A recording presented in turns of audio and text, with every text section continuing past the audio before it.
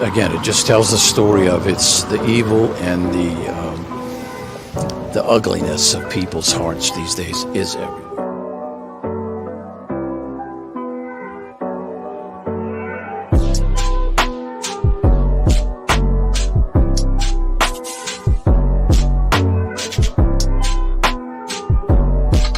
This is Franky Rose's Think Tank. Here's your host, Franky Rose. Hey guys, welcome back to the Think Tank. So there has been a briefing about the 13th of July when President-elect Trump is, he was giving his, sorry, I'm stumbling here, I'm trying to get some stuff together. At the very beginning of his speech, when that guy from out of nowhere decided to crawl up onto a roof and start opening fire towards Trump. Thankfully, he was okay, but sadly, they did lose a member of that audience. So let's see what Press Secretary Karine Jean-Pierre has to say. Good afternoon, everyone. Okay, so last night, President Biden spoke directly to the American people about the urgent need to come together and lower the temperature in our politics. We must remember that while we may disagree, we are not enemies. We are fellow Americans, and we must stand together. We must stand together in the wake of an attempted assassination on the former president of the United States. Over the past several days, the president has been briefed regularly by key members of his Homeland Security team and senior law enforcement officials, and he has spoken directly to the American people. As President Biden has said, we are thankful the former president is not seriously injured, and President Biden, the First Lady, and the entire White House are keeping him and his family in our prayers. Sorry, we also extend our getting together. deepest condolences to the family of the victim who was killed. Corey was a husband, a father, a volunteer firefighter, and a hero who lost his life shielding his family. Our prayers are with Corey's family during this unimaginable time.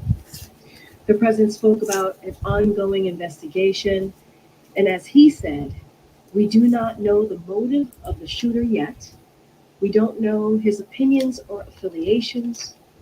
We don't know whether he had help or support or if he communicated with anyone else. Law enforcement professionals are investigating those questions. And we urge that everyone avoid jumping to conclusions. Let the law enforcement professionals do their job. But as President Biden made clear, what we do know is that a former president was shot in a senseless act of violence, and a fellow American was killed while simply exercising his freedom to support the candidate of his choosing. We must not go down this road in America. There's no place in America for this kind of violence ever. We cannot normalize this. Right now, the most important thing we can do is unite against this type of political violence and reject it. That's what the president is going to focus on. As he said last night, while unity is the most elusive of goals right now, nothing is more important than standing together. Now joining me today to answer your questions is Secretary Mayorkas. Normally would have done a gaggle because the president would have been on the road, but we wanted to make sure that we did this briefing, get it on camera briefing, and also have the secretary here to take any of your questions. So he has been alongside the president and the president's entire team as they work to get the answers from the American people. Secretary Mayorkas, thank you so much for joining us today. She's stumbling too. Thank you very much, Karine. Good afternoon. At the very outset, I want to echo what President Biden said last night. Our entire administration is grateful that former President Trump is okay. Our hearts and prayers are with the family of Corey Comfortor. We pray for the full and swift recovery of those who were injured on Saturday. We are thankful for the heroic agents of the United States Secret Service who so quickly and bravely responded to the threat at Saturday's campaign event. We unequivocally condemn in the strongest possible terms the violence our nation witnessed that day. Such acts are unacceptable in our country and in our democracy. Both President Biden and former President Trump are constantly the subject of threats. We are in a heightened and very dynamic threat environment. The United States Secret Service, we, including the FBI and our other partners across the federal government, take the threats very seriously and adjust security measures as warranted. Maintaining the safety and security of the president, the former president, and their campaign events is one of our most vital priorities. In light of this weekend's events, the president has directed me to work with the Secret Service to provide protection to Robert Kennedy Jr. Both prior to and after the events of this past weekend, the Secret Service enhanced former President Trump's protection based on the evolving nature of threats to the former president and his imminent shift from presumptive nominee to nominee. This includes enhancements related to securing the former president during the Republican National Convention this week. I cannot discuss specifics of the protection or the enhancements made, as they involve sensitive tactics and procedures. I can say, however, that personnel and other protective resources, technology, and capabilities have been added. At the RNC, we have steadily increased implementation of significant physical and technical enhancements at every protective venue in support of protectees, including miles of anti-scale fencing, screening technology, and tactical support. We are also leveraging strong relationships across the law enforcement community, including agents and officers from Homeland Security Investigations, the Transportation Security Administration, and state and local law enforcement agencies, all of whom have been deployed at the convention. Since the attempted assassination of former President Trump, we across the government are focused with urgency to understand how it happened. At President Biden's direction, an independent review of the incident will be conducted, one that will examine the Secret Services and other law enforcement actions before, during, and after the shooting to identify the immediate and longer-term corrective actions required to ensure that the no-fail mission of protecting national leaders is most effectively met. The men and women of the Secret Service have one of the most solemn and difficult jobs in government. Their work involves tremendous sacrifice, risk, and bravery. We saw those qualities in action on the stage at this past Saturday's event. With respect to the tragic event of Saturday, the FBI is leading the criminal investigation, which is ongoing. An independent review will be conducted to understand the facts regarding protection of the event and make findings and recommendations accordingly. I will therefore not be able to comment on the facts subject to investigation and review at this time. With that, I will take your questions. Secretary, on that independent review, who will lead that independent review? What is the timeline, or how long will it take to understand the failings that happened on Saturday? And will those findings be made public, or at least a summary of those findings be made public? We are indeed in the process of selecting who will lead the independent review. The findings indeed will be made public. It is very important that we achieve transparency so that the American people have confidence in the work of the review and in its findings and recommendations. And we need to move with swiftness and urgency because this is a security imperative.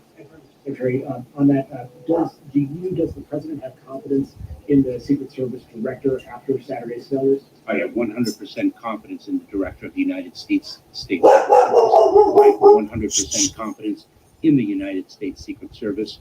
And what you saw on stage on Saturday with respect to individuals putting their own lives at risk for the protection of another is exactly what the American public should see every single day. It is what I indeed do. Thank you, Secretary. Is the Secret Service stretched too thin?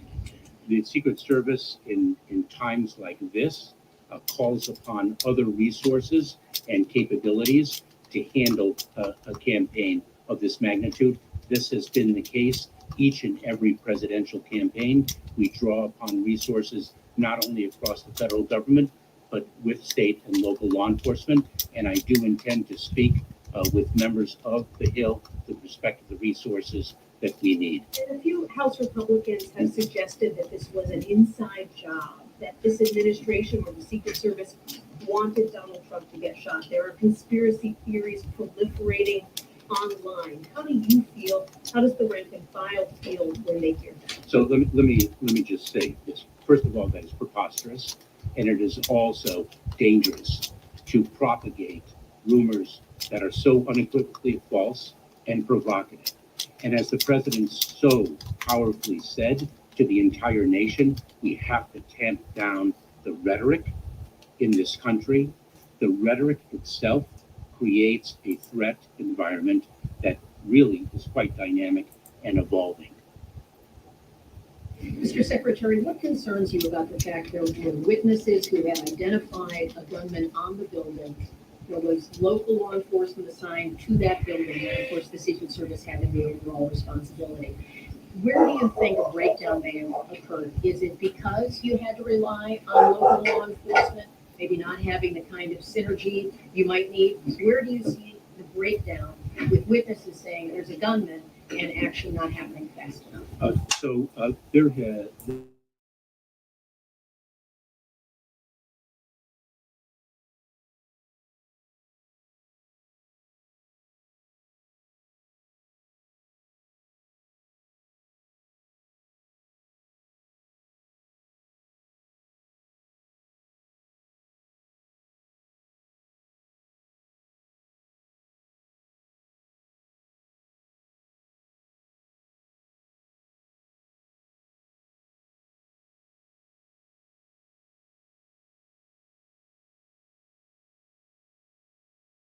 the United States Secret Service, when a selection is made,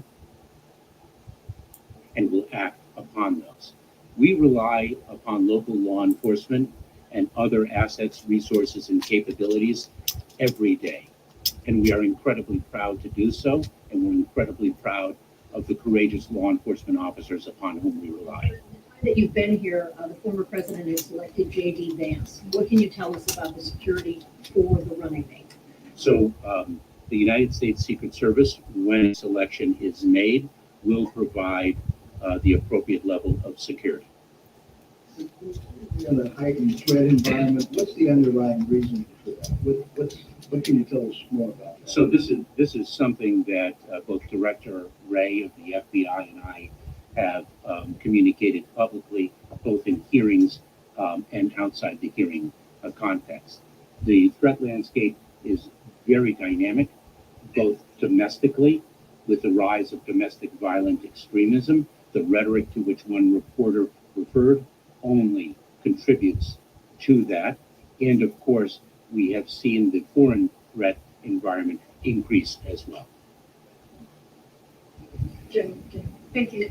You just said that you have 100% confidence in the Secret Service. Does the president share that confidence? Have you talked to him about it? I will not speak for the president, but I know as a protectee, he's incredibly. I'll speak. Thank you. Can you speak to any enhancements to the president's security for his trip to Las Vegas this week and other locations? I mean, how has that changed, if it's changed at all? And I have a second question as well. So I'm not in a position to share particulars because we do not disclose tactics, techniques, and procedures. But let me say that adjustments have been made to the former president's detail, to the current president's detail, as well as to the vice president's detail. Social media companies, I mean, terms like deep state have been one of the most viral terms over the weekend on platforms like X, on Meta. Has there been any outreach to these companies from administration officials to try and stop the disinformation or kind of quell it in any way? Well, the rhetoric that we hear, we are very mindful of the First Amendment right. That is one of the underpinnings of this country. And so the balance between respecting the First Amendment and actually rhetoric that can be addressed by these social media companies is something that we deal with on an ongoing basis. Which law enforcement officials tell ABC News that the building where the shooter was on the roof was actually the staging area for the local police tactical team who's watching over the crowd. I understand you can't comment, you have an independent review, but why would the Secret Service not be tasked with overseeing that building with a direct line of sight at the former president? So once again, I will not comment on specific facts or asserted facts with respect to the subject of the independent investigation, both the review and the FBI's criminal investigation. But remember something, that local law enforcement with whom we work all across the country, including, for example, at national security special events such as the NATO summit that concluded successfully, that is something that we do all the time. It's a very well-defined protocol and regime. Was the local law enforcement in direct communication in real time with the Secret Service, or was there some sort of breakdown there? Again, I'm not in a position to speak of particular facts of what did and did not occur on Saturday. Mr. Secretary, would the president dismiss his Secret Service director if this investigation returns findings of failures by that agency that could have been prevented? I am not in a position to speculate, nor should I. Is it that we are now about 48 hours out from this, just shy of that, and we still don't have any information on a motive? Is it that the investigators are withholding any information out of sensitivity to this heightened threat environment that you mentioned, or the political events that are happening right now? So remember something, that the assailant is deceased. He was shot and killed by the United States Secret Service. The ability to identify a motive is something that, in this situation, is a result of extensive and intensive investigation.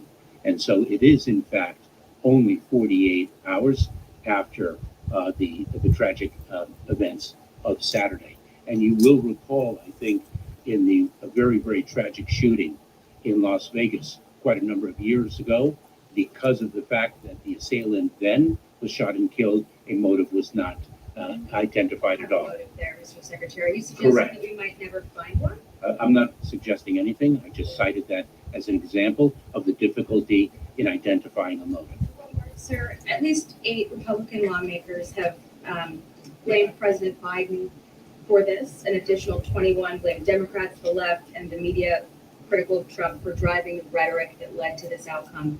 How does the White House respond to that blame coming from some Republican lawmakers? I will let Karine answer that, but I think the president's comments with respect to the rhetoric that we need to tamp down in this country is responsive. Mr. Secretary, you said that there was a failure here. There's a criminal investigation up and running. What is taking time for the independent investigation to be up and running? And it didn't sound like you were giving a timeline of when that will occur. We're going to commence the independent review as quickly as possible. We are going to be reaching out very, very shortly to individuals who will hopefully lead that independent review, and I will communicate to those leaders the need for swiftness of action in light of the fact that we are dealing with a security protocol. But if that's the case, is this like days, weeks? What is your sense of timing of when this review will be up and running, given the security data? To follow up on that question, you say an independent review, you're reaching out to people who will lead that. Are you talking about people outside of government? Are you committed to somebody who does not work for you or for President Biden to lead this review? I am committed to going externally of the department and externally of the government so that no question of its independence can be raised. Thanks, Karine. Secretary, I understand. If I may, Peter, it's very important that this independent review have the confidence of the people. Actually, can you give us any details at all about what areas this review will be looking at in terms of the failures that happened on Saturday? I would rather not until this review is underway.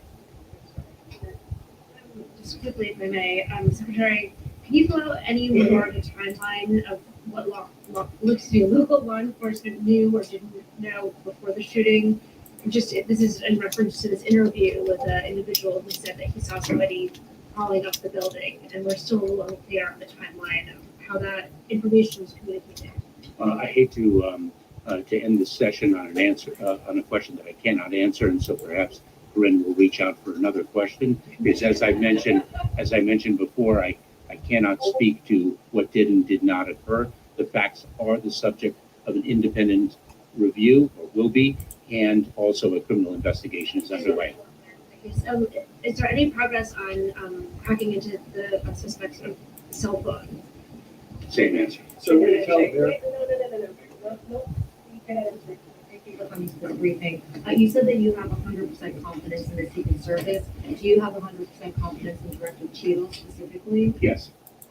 Mr. Secretary, since Saturday, has anyone been reassigned or removed from Donald Trump's security detail? I don't have knowledge of that. I do not believe so. Thank you, Mr. Secretary. Is the U.S. Secret Service responsible for, of course, protecting a wide variety of events? Are they considering changes to the type of outdoor events that will be coming out in the next, 4 months of campaigning for candidates on both sides? We are constantly, the Secret Service and the entire community is constantly assessing the threat environment, the threat landscape, and making adjustments accordingly. And so that is a factor in our assessment of the landscape. Thank you, sir. Thank you. Sir, please tell Americans who may feel nervous about going to the rally. Sir? Okay, thank you so much, Secretary. Appreciate it. I just have one more thing and then we'll continue. So I want to take a minute to thank Kelly O'Donnell, your outgoing president of the White House Correspondents Association. Kelly, the past year has presented no shortage of news, opportunities, and challenges. You've been a great partner day to day here at the White House, and we've closely worked together on major events, minor logistics, and travel, both domestic and foreign. I want this room and the many members of the WHCA to know that you have had a trusted ally, friend, and leader in Kelly O.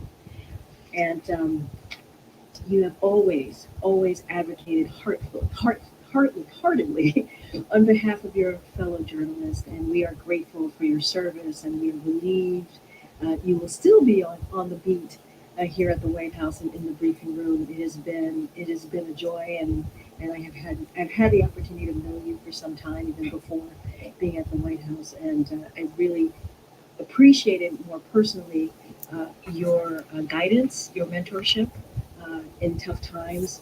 And so thank you so much, Kelly. And we are also looking forward to working closely with Eugene Daniels, the new president of WHCA, and we congratulate him as well. It has been a joy, and thank you so much. Thank you so much.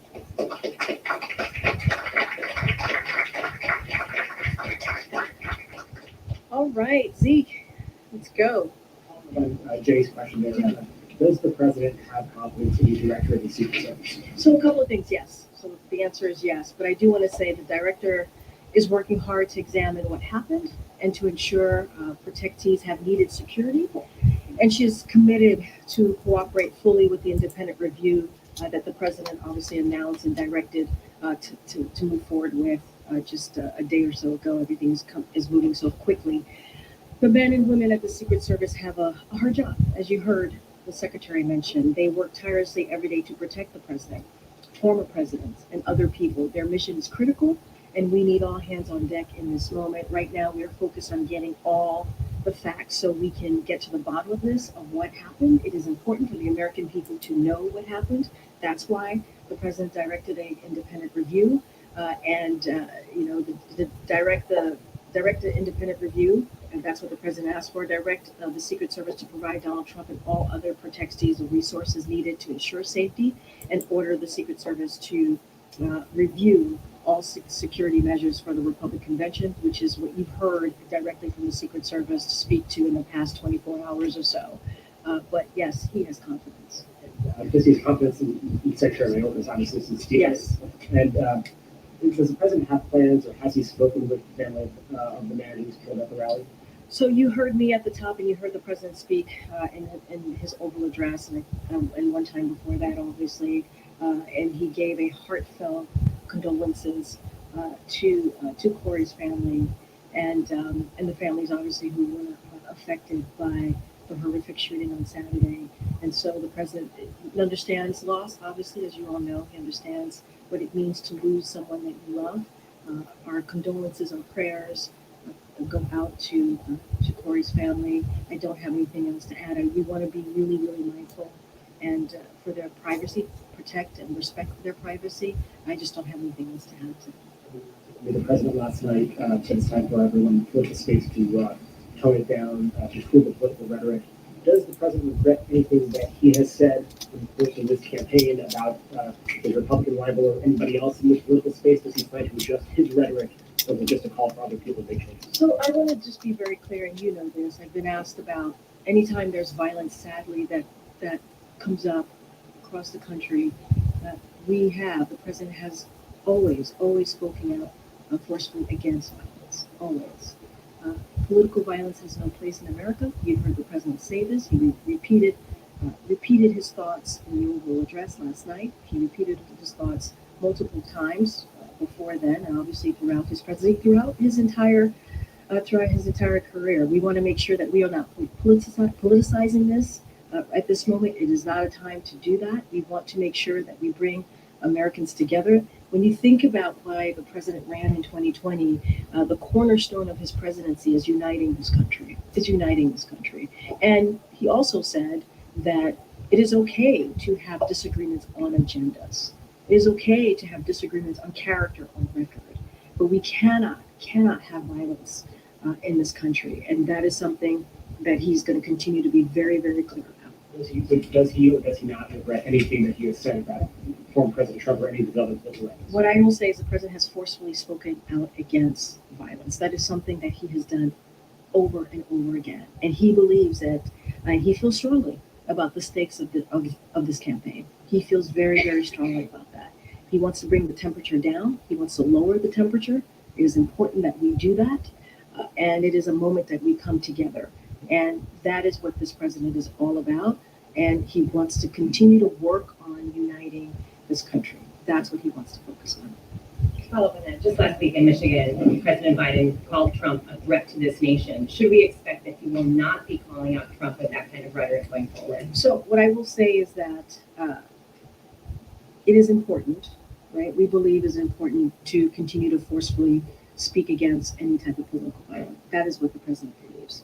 And we do not want to politicize this moment. Politicizing this moment is unacceptable.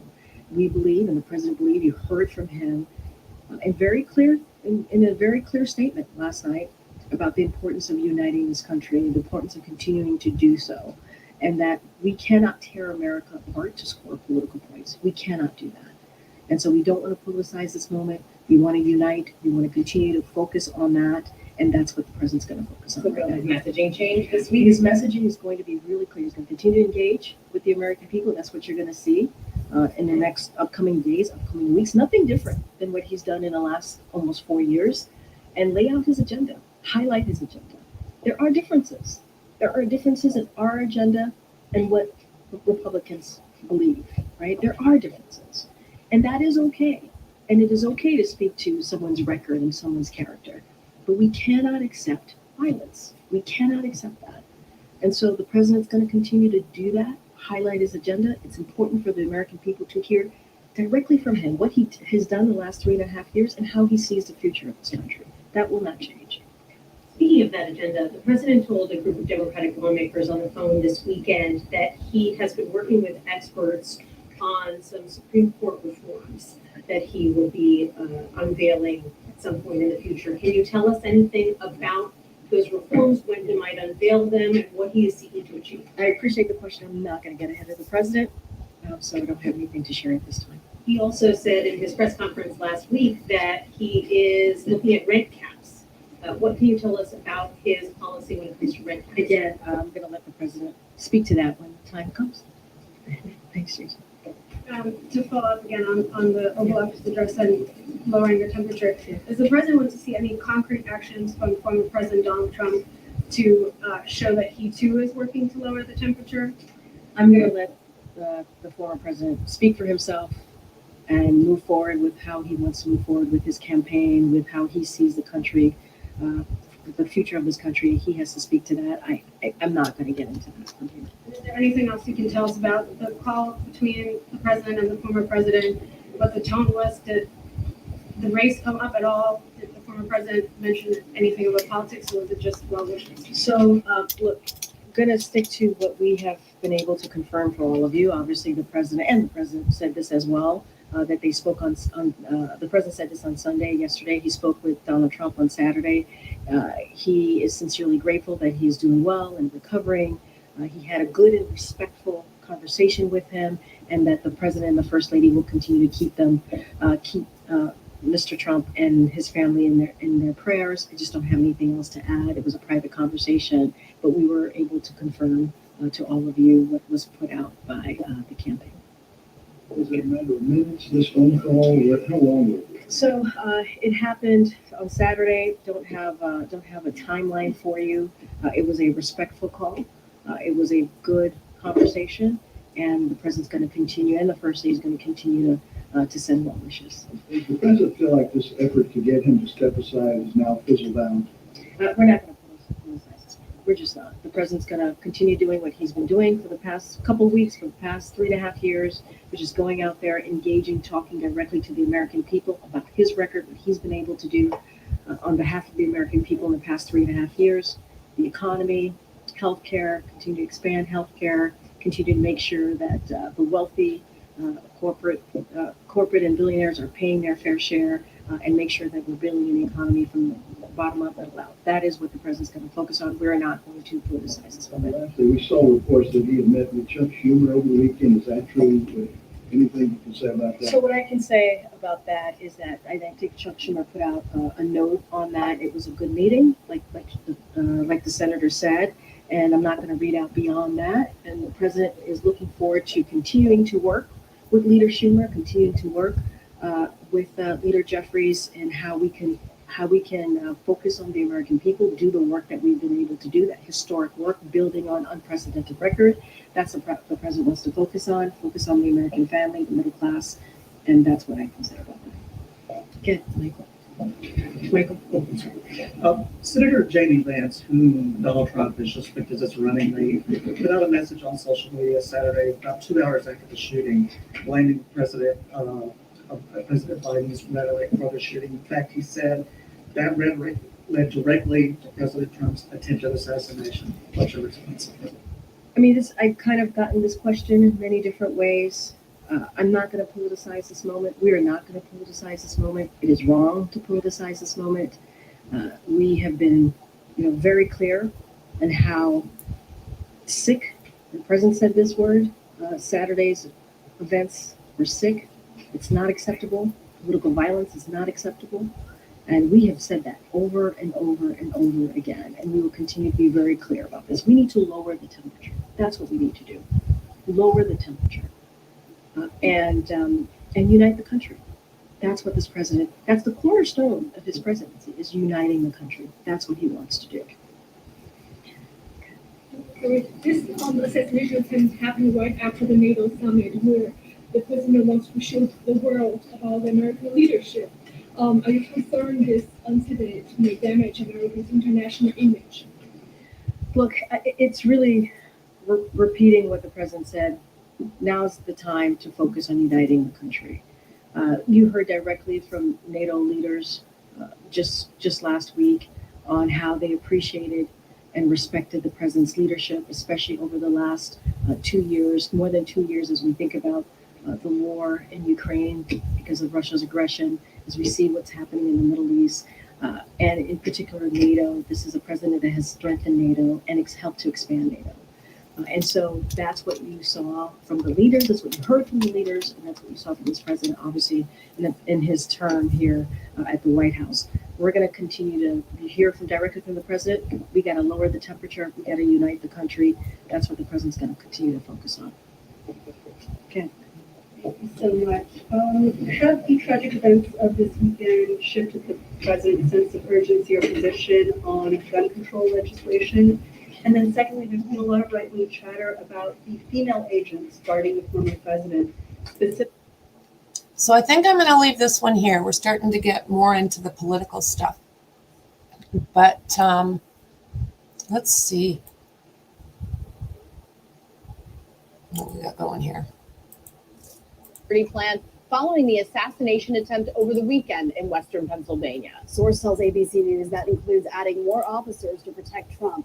The former president was looking at a screen away from the crowd when he was grazed in the ear by a bullet on Saturday in Butler, Pennsylvania. He turned his head just a moment before the shots were fired. And in an interview with the Washington Examiner and the New York Post, Trump said, quote, "I rarely look away from the crowd. Had I not done so in that moment, we would not be talking today, would we?"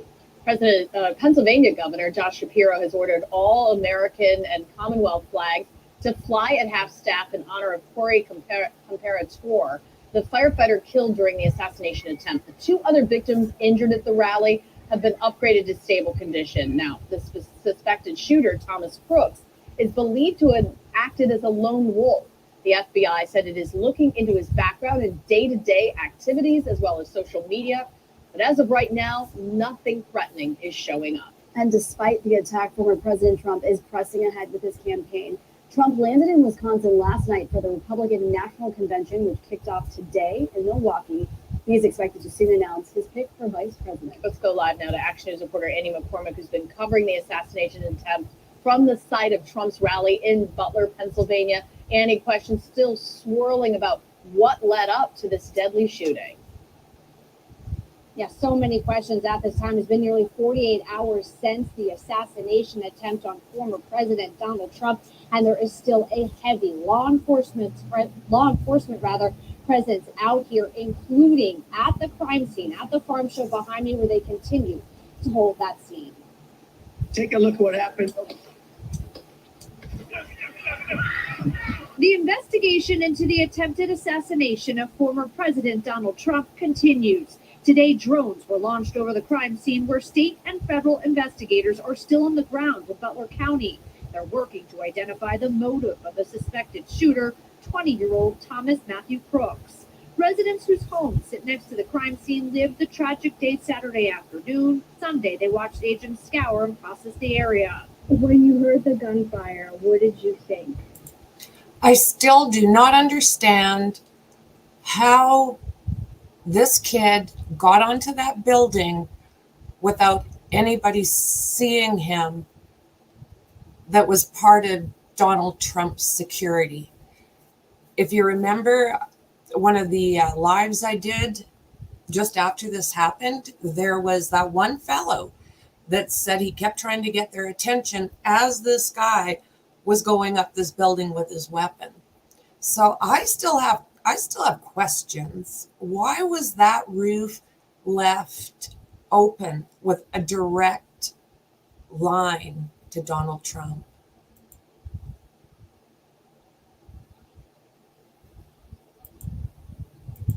Oh, give me a second. I was gonna die. That was it.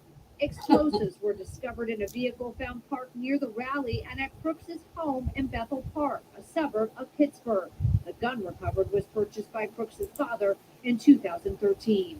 Crooks scaled the wall of this low building and perched himself on the roof, firing multiple rounds, grazing Trump's ear. 50-year-old Corey Comparator was killed. He stood on stage left behind Trump. Two others were critically wounded. The building was outside of the perimeter, less than 200 yards from where the president was speaking. So yeah, let's take a look at that. We look at where let's see here, I'll come over to this side. We've got the stage. And we know that the snipers were, Joe Biden let me bounce back. Okay, so Trump was here. The snipers were up top here. Why was there nobody where this twisted kid was? Like, how the hell is it that kind of direct shot, 400 feet, was left open? I don't know. I've got questions. I'm sure a lot of people do, but what? The president was speaking.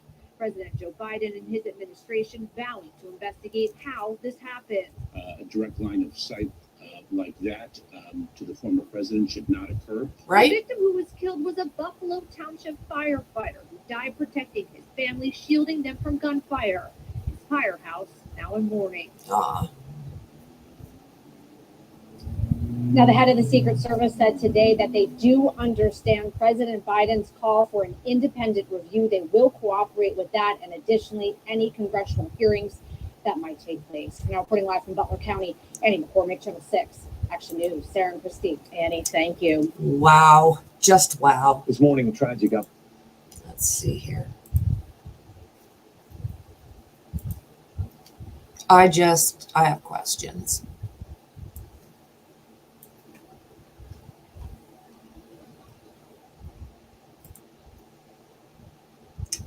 I have questions.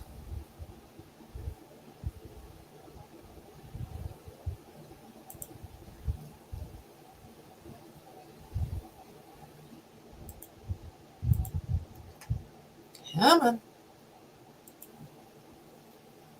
In the tradition of our founders, to pledge his life, his fortune, his sacred honor to preserve, protect, and defend the Constitution of the United States.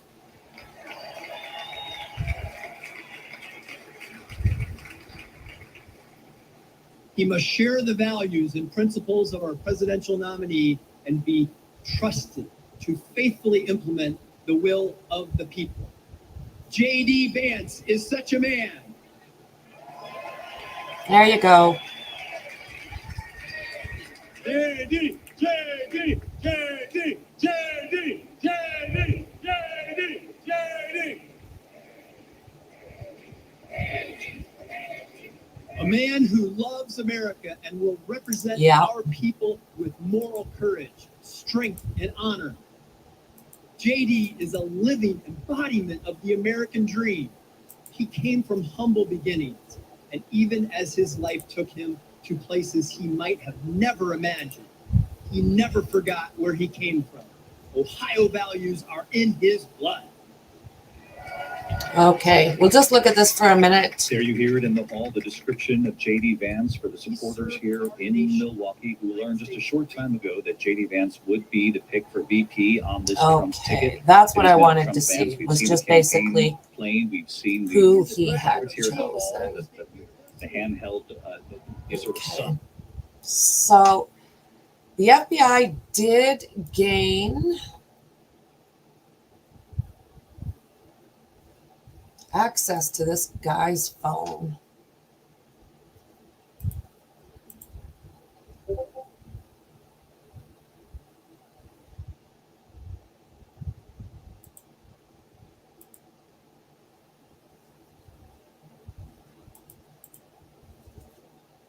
An attempt over the weekend in Western Pennsylvania. Source tells ABC News that includes adding more officers to protect Trump.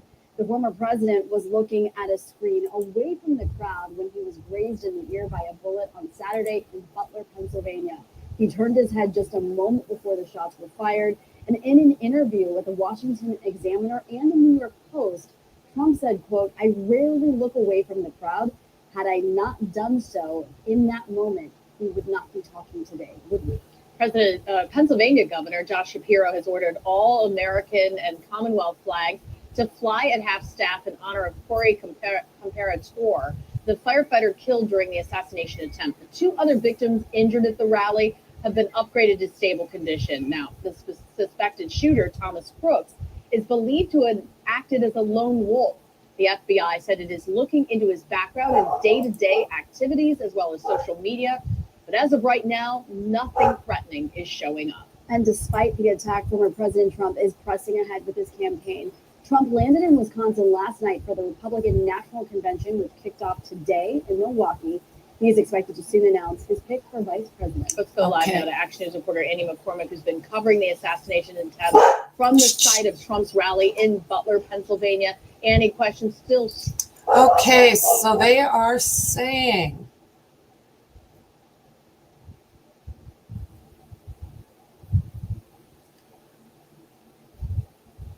They're saying that they got into his phone. There we are. So the FBI said they gained access to the suspect gunman Thomas Matthew Cook's phone, and investigators are continuing to analyze his electronic devices. Searches of Cook's home and car are complete, said the FBI, and the FBI said it is continuing to investigate this shooting as an assassination attempt. Yeah, on former President Donald Trump and as a potential domestic terrorism. Yeah. Nearly 100 law enforcement official attendees and other witnesses have been interviewed, the FBI said, and that the work will continue. Before doing this, Crooks told his dad he was going to the gun range. On the day of the hooting, the 20-year-old suspect gunman Thomas Matthew Crooks told his father he wanted to go to the range, so his dad lent him his gun, an AR-15 style rifle. Crooks would occasionally go target shooting with his father's gun, the source told ABC News. Since this wasn't an unusual occurrence, the father did not think anything of it at the time. Crooks recently purchased ammunition. I heard 50 rounds.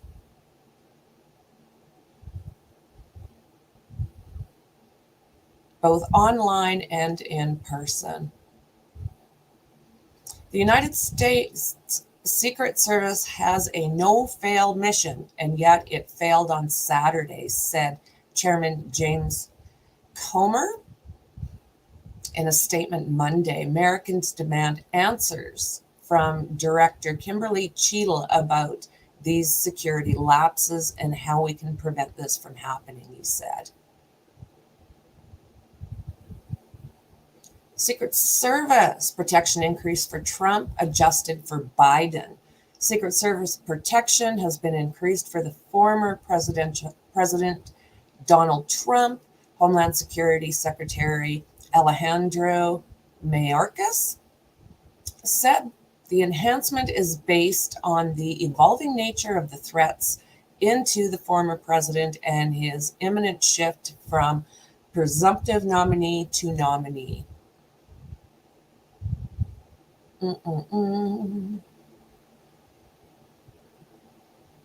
FBI said it gained access to the suspected gunman Thomas Matthew Crooks' phone.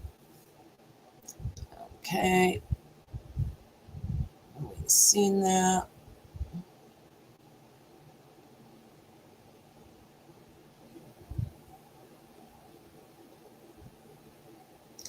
We got it.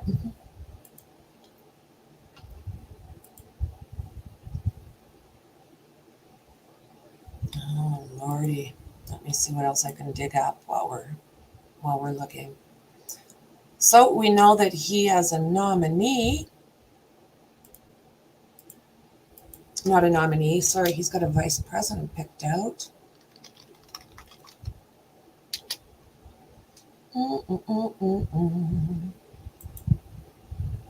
The rifle used by Trump's attacker was purchased 11 years ago.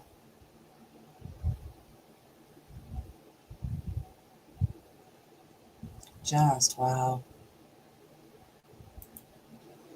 Trump receives enough delegate votes to officially be the Republicans' nominee.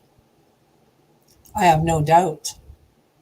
You knew that was going to happen. Oh, sneeze.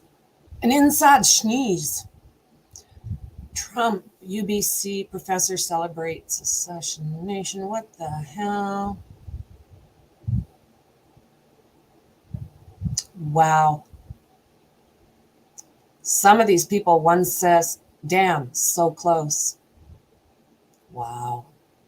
What a world we live in, you guys, where stuff like this is accepted.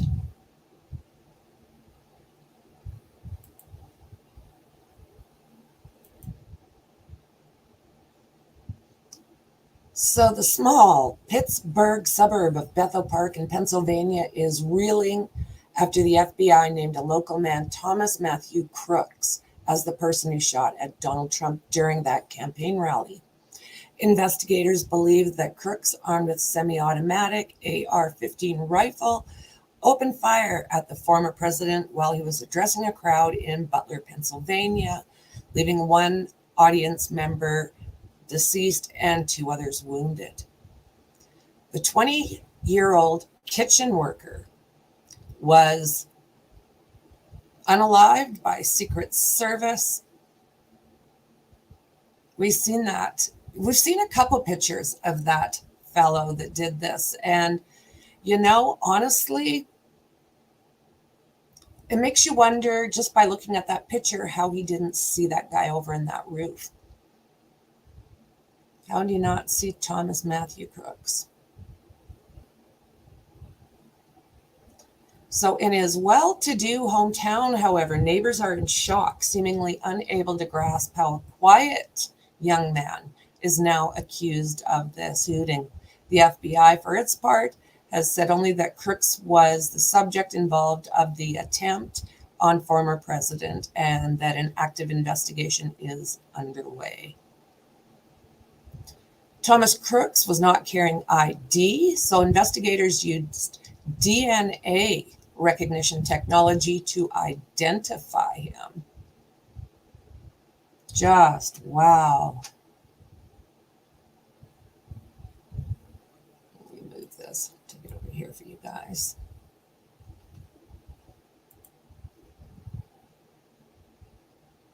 Just wow.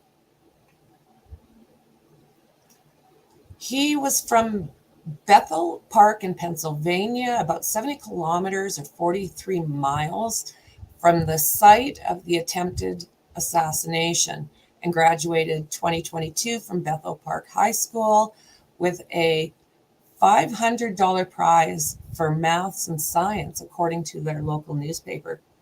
Crooks worked in a local nursing home kitchen just a short drive from his home, where staff members have said that he passed a background check and raised no concerns.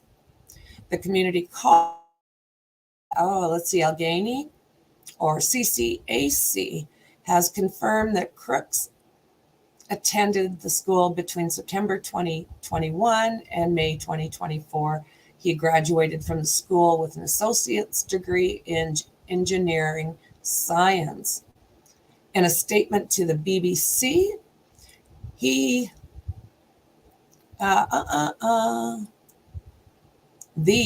college noted that he graduated with high honors and that a review of his record turned up no disciplinary, student conduct, or security-related incidences. State voter records show that he was registered as a Republican, according to U.S. media. He is also to have donated $15 to Liberal campaign. The group was called Act Blue, and he did this in 2021. He had a membership at the Hooting Club, the Clareton Sportsman's Club, for at least a year. The Vast Club is based south of Pittsburgh and is one of the premier hooting facilities in the tri-state area of Pennsylvania, Ohio, and West Virginia. It has more than 2,000 members. It has multiple ranges, including high-power rifle facility with targets up to 171 meters away. The club's owner, Bill Salido, told BBC that the hooting was a terrible, terrible thing. Access to the club is tightly controlled, with only members allowed inside the sprawling facility. Obviously, the club fully admonishes the senseless act of violence. Law enforcement officials believe the weapon used to hoot Donald Trump is an AR-style rifle that was purchased by Crook's father. So do you guys think that, being the fact this was his father's weapon, are we going to run into a situation like the Crumblies? Do you think? Are we going to run into something where the parents are going to be held responsible? Let's see. I don't know why. Those ones aren't letting me in, Dandy. Not sure, but thank you, thank you, thank you. Let me see. I'll try this one. Yeah, it wants me to subscribe. Okay, so I don't know. Do you think that the Crumbly trial where both of those parents were responsible, is there going to be any kind of repercussions? I would like to think not, because this kid seems to be an adult. So that might change things, but I don't know. So it's, the authorities have said that he purchased, let's see here if I can find it on there for you, 50 rounds.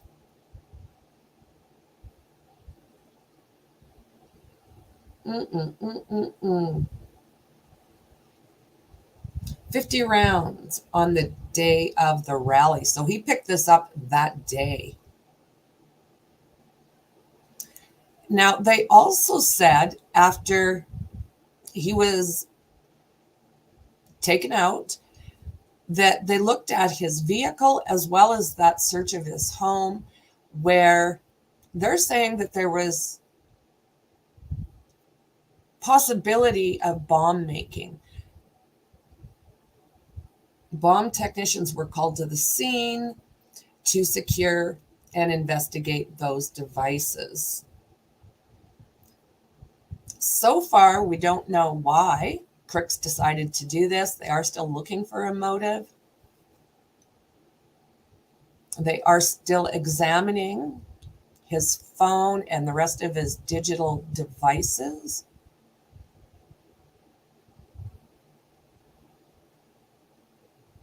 Let's see here. Matthew Crooks said he was trying to figure out what the hell is going on, but would wait until I talked to law enforcement before speaking about his son. Crooks' family is cooperating with the investigation, according to the FBI.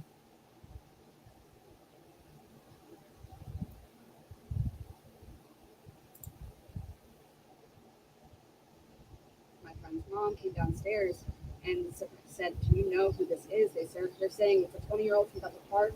His name's Thomas Crooks, and I just was so shocked. Yeah, it's coming right from the BBC, and they don't like that stuff at all. So I'm going to remove that little part. Police sealed off the road from the house where Crooks lived with his parents. The search of the residence was completed on July 15th. A neighbor told CBS that officers evacuated her in the middle of the night with no warning. Bethel Park police said there was a bomb investigation surrounding the Crooks' home. Access to the area remains controlled, with a police vehicle blocking entry to the street in front of their house. On Tuesday afternoon, yellow police tape could be seen strung up in front of the residence. The BBC had a clear view of the back of the residence, but could not see any movement inside. Only residents have been allowed in or out of that street. Law enforcement sources told CBS that they believe there was some degree of planning. I would say so, right, ahead of this. How much time did he spend planning? I guess that's something they're going to have to figure out. As far as confusing, so far as I'm just stumbling all over today right now.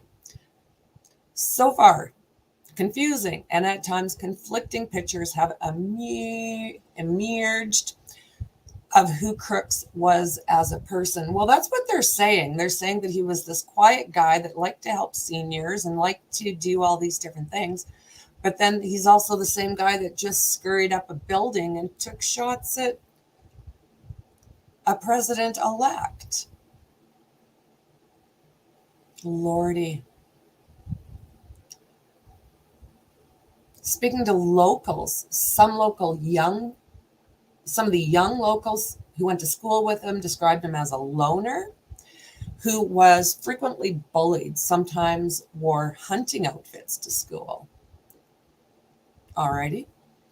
Another former classmate of his, Summer Barkley, cast him differently, telling the BBC that he was always getting good grades on tests and was very passionate about history. Anything on the government and history he seemed to know about, but it was nothing out of the ordinary. He was always very nice. She described him as well liked by his teachers. Others simply remembered him as quiet. He was there, but I can't think of anyone who knew him well, another former classmate had said. He's not a guy I really think about, but he seemed fine.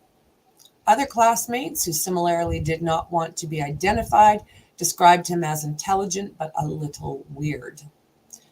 Staff at Angelo's Pizza, a restaurant in Bethel Park, told BBC they were familiar with Crooks. The restaurant's owner, Sarah Petco, said that staff members, some of whom were his classmates, thought he was a loner, but they were having trouble understanding how an otherwise quiet man turned to violence. It's just crazy and too close for comfort to think that somebody at basically the start of his life could do this. Jameson Myers, a former member of the Bethel Park High School varsity rifle team who graduated alongside Crooks, said that Crooks did not make the team. He did not even make the junior varsity team for trying out. He never returned to tryouts for the remainder of high school. Another former classmate told ABC News he shot terrible and wasn't really fit for the rifle team. Isn't that something? That's yeah, the headlines are insane. Was he trying to prove a point? And he still screwed up? They're saying that he was not on the roster for the rest of the years. A normal boy who was not particularly popular. Hey, Jazzy. Hello, Jazzy.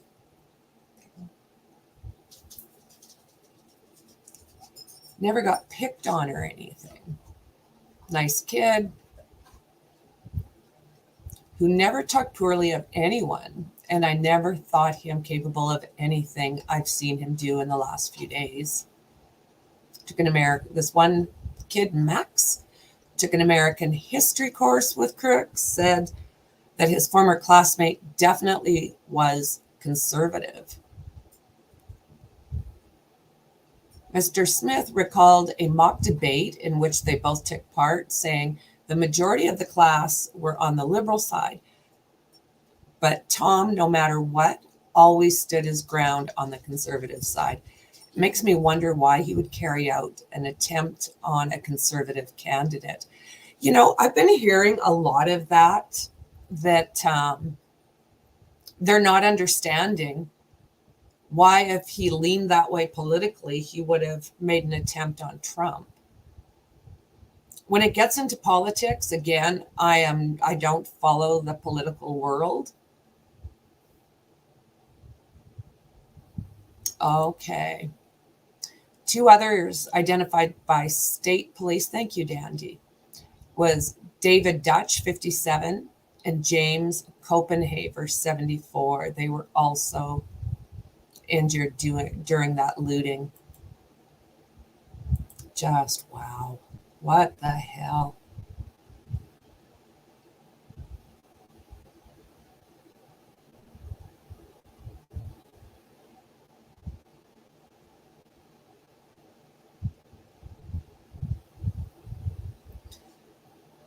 So it looks like a lot of people are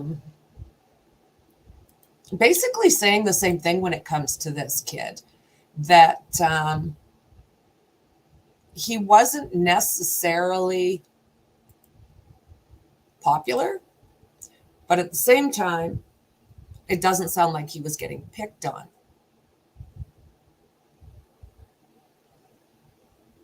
I was going to see if I can find anything else for you guys.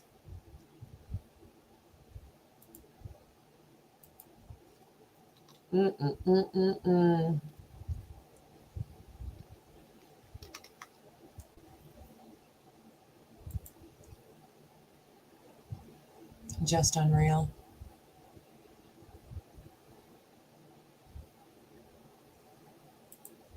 Whoa.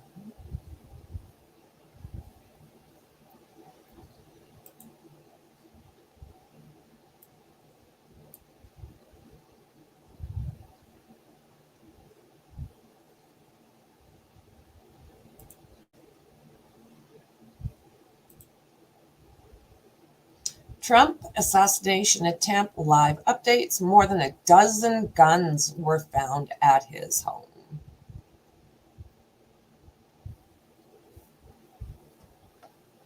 When I see this picture, what I think is, where's my shoes? Did you see my shoes? Get my shoes. I couldn't believe it. What to know? A gunman opened fire on former President Donald Trump at a rally on Saturday in Butler, Pennsylvania. Rally attendee Corey Comparator, 50, a former chief of the Buffalo Township Volunteer Fire Company, was deleted, and two others, David Dutch, 57, and James Copenhaver, 74. The gunman was Thomas Matthew Crooks, 20, of Bethel Park, that worked as a dietary aide in a nursing home.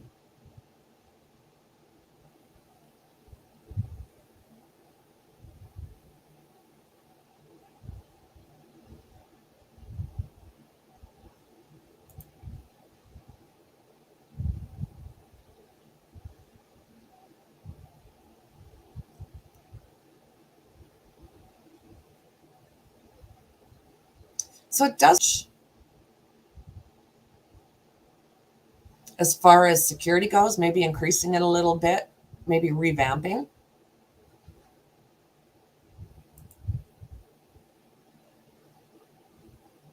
Crumbs was a TV commercial for Trump a couple of years ago. What?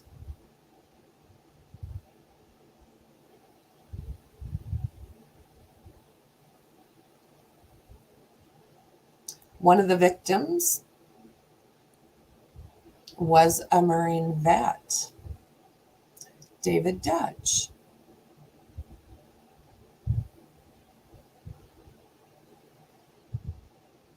Dutch is a commander of Westmoreland Detachment number 1460 in the Department of Pennsylvania National Commandant, and CEO Warren Griffin said, "Our immediate support continues for David and his family as he continues his recovery from this attack."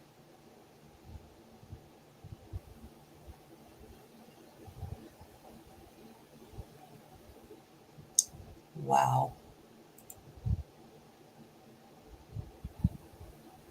Oh, looky.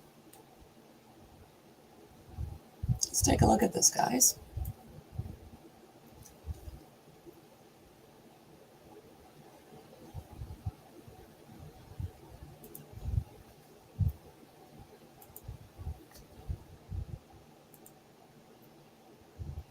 The stage is set. The party is ready. We will fight for America like no one has ever fought before. The Republican National Convention on Fox News Channel. Listen to President Biden giving a rare Oval Office address. Watch this. Disagreement is inevitable. It's part of human nature. Politics must never be a literal battlefield. God forbid. killing thing. I believe politics ought to be the arena for peaceful debate, to pursue justice, to make decisions guided by the Declaration of Independence and our Constitution. We stand for an America, not of extremism and fury, but of decency and grace. All of us now face the time of testing as the election approaches. And the higher the stakes, the more fervent the passion becomes. The White House said that Biden and Trump spoke to each other on Saturday night after the shooting. First Lady Jill Biden also spoke with former First Lady Melania Trump, and that was on Sunday afternoon. Congressman Mike Kelly, Republican from Pennsylvania, joins me now. Congressman, you were at the rally on Saturday with your family. You must be worried about your family. You seem very close to Trump, I think. Yes, I was about 50, 60 feet away from the president. But, you know, Stuart, this is in my hometown.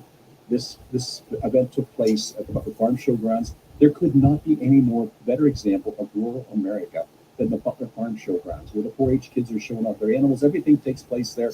But to have something like this happen in Butler, Pennsylvania, at a place that you would always think would be safe, is absolutely astounding. We realize now that there's something that didn't happen that should have happened, but we'll have to wait and see the game films. We'll have to see how did it play out, why weren't we in the right spot, what happened that we should have known ahead of time. Donald Trump is now changing his Republican National Convention speech.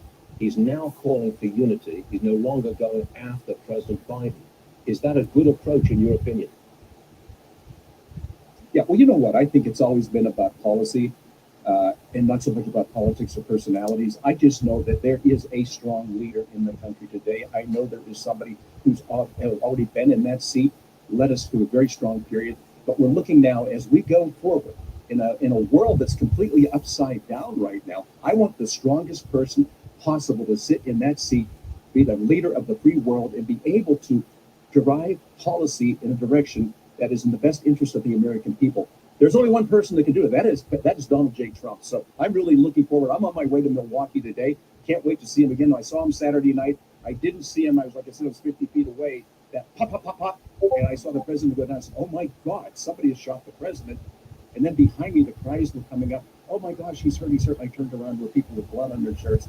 He's the quarterback that we need. He's the leader that we need. Strongest man in America right now is Donald J. Trump.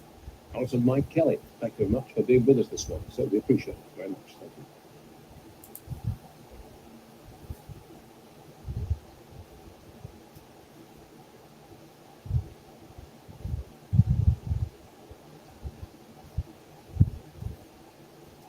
Oh, looky. So BlackRock pulled its advertisement from a few years ago that showed Thomas Matthew Crooks, the suspect authorities believe attempted to assassinate former President Trump over the weekend.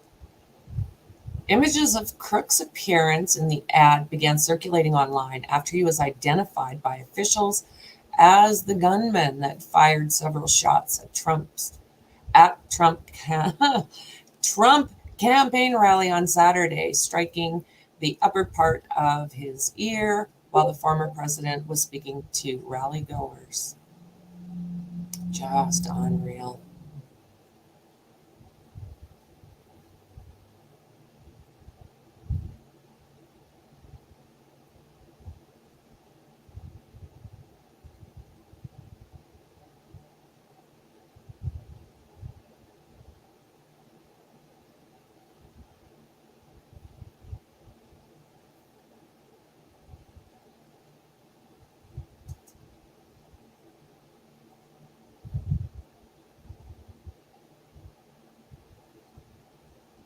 BlackRock said it would make all video footage taken for the ad available to authorities, and it has pulled the video down out of respect for the victims. Yeah, just lordy. You know, what are people thinking? What, or not thinking, I suppose? A total mess, because who the hell is in the wrong here? To me, it's looking like there's a few people, because that shot should never have been able to have been taken at him. I think somebody messed up somewhere.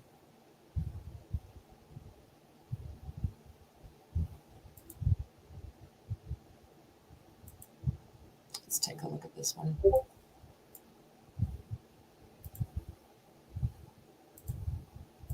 They're combing through the home of Thomas Matthew Crooks, the man who tried to shoot and kill former President Trump. We have learned just hours before the attempted assassination, Crooks purchased 50 rounds of ammo from a local gun shop.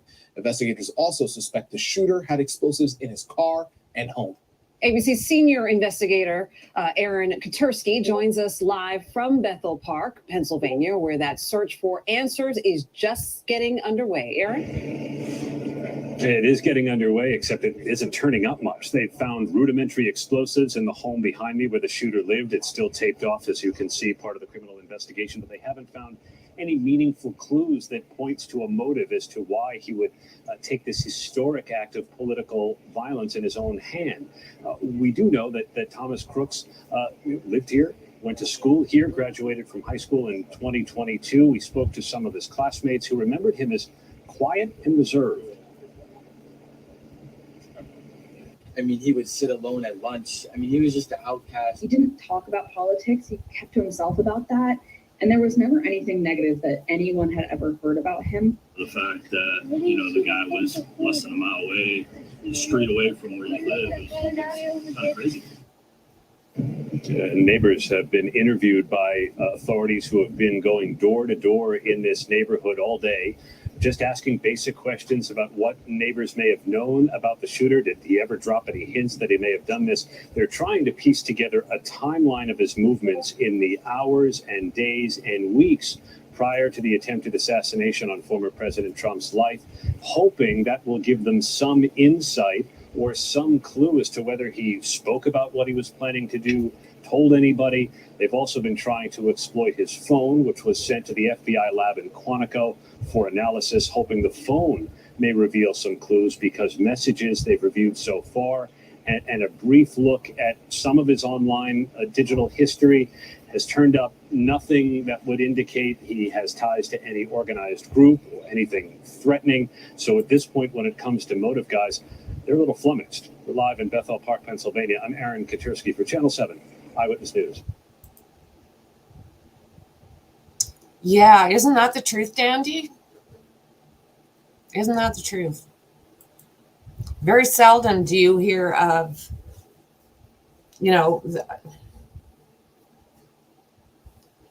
the extremely popular ones. They do things a little bit different, but when it comes into these mass attacks, they all pretty much seem to have the same thing in common, don't they? You're 1,000% right. I agree, friend. I agree.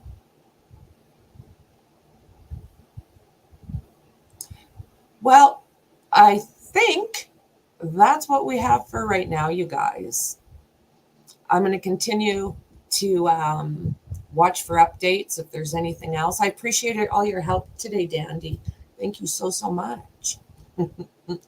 I'm doing a deep dive right now on Noah Pressgrove.